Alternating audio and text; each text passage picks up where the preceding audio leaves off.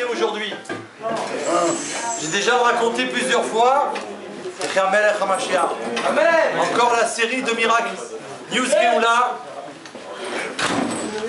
Vous savez qu'à chaque fois que, en général, quand je vais dans Paris, j'essaye toujours de faire un détour pour passer devant la maison où la mère du rabbi Roi Machiar elle habitait et où le rabbi Roi Machiar il venait lui rendre visite 2 fois par jour.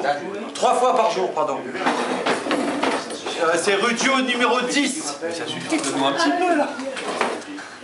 Écoutez bien. Et aujourd'hui, j'avais rendez-vous. Un rendez-vous qui s'est un peu reculé au fur de la journée. Et donc j'ai hésité, mais un instant.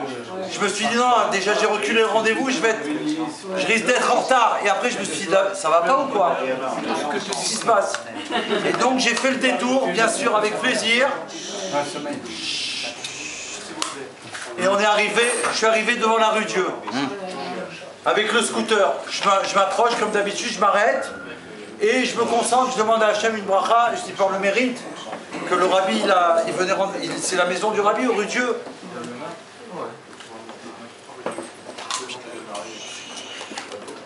Ok.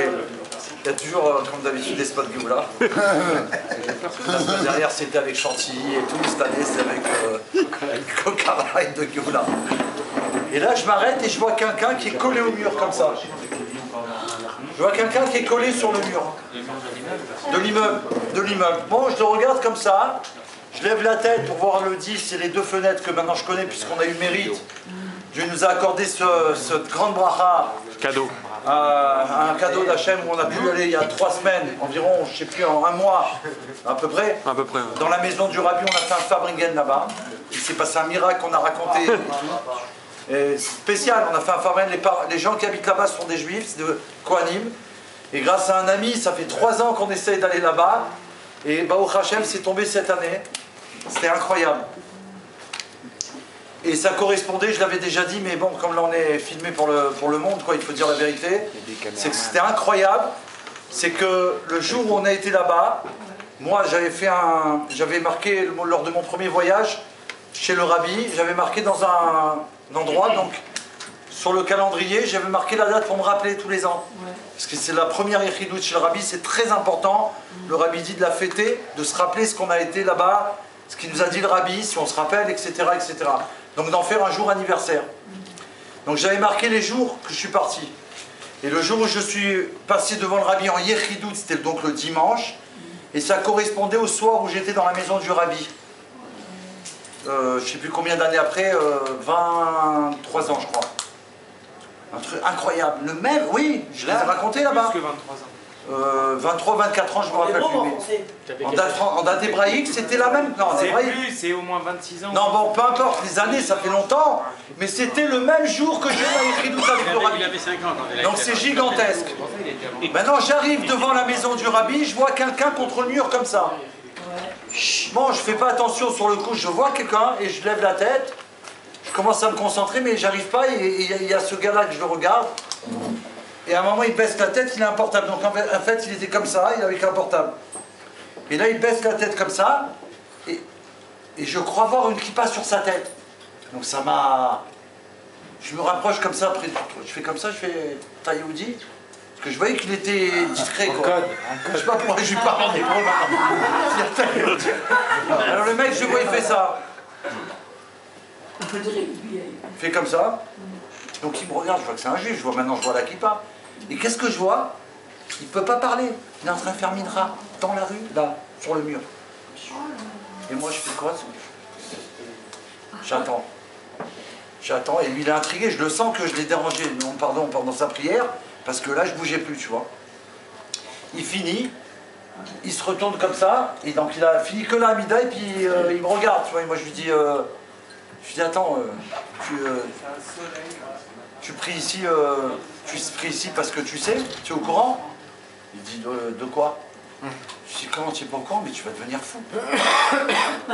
Je lui dis, c'est pas possible. Là, il se rapproche de moi, il est intrigué. Je lui dis, tu sais, moi, quand je viens dans Paris, je fais un détour. Je passe exprès devant la maison, ici, parce que là, ici, la maman du rabbi, elle habitait ici, au-dessus de ta tête, là, où tu as fait la prière. Ici, Je lui dis, le rabbi, il venait leur rendre visite 3 fois par jour. Et moi, je viens ici, quand je passe, je fais un détour pour m'arrêter là, demander une prière à Hachem, au maître du monde, pour la Géoula, pour ce qu'on a besoin. Je lui dis, tu te rends compte? Et toi, tu t'es mis à prier. Il me dit, non, je me suis mis à prier là, comme ça. Je lui dis, mais tu te rends compte ou quoi? Je lui dis.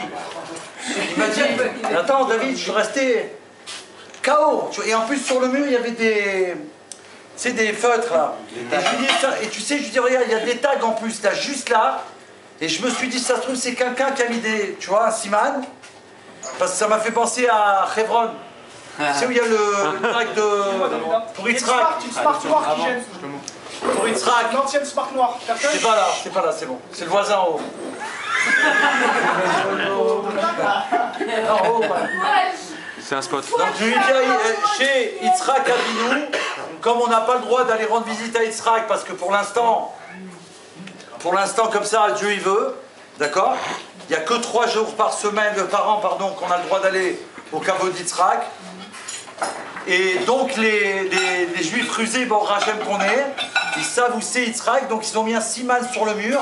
Comme toute l'année on ne peut pas, les gens ils vont à l'extérieur, ils prient là-bas, parce que ça c'est l'endroit où il y a Yitzhak Avinu. T'as compris ou pas? Alors, ouais, et là, quand j'ai vu le signe, j'ai dit en plus, tu t'es mis là, juste où il y a de ça, et c'est juste au-dessus.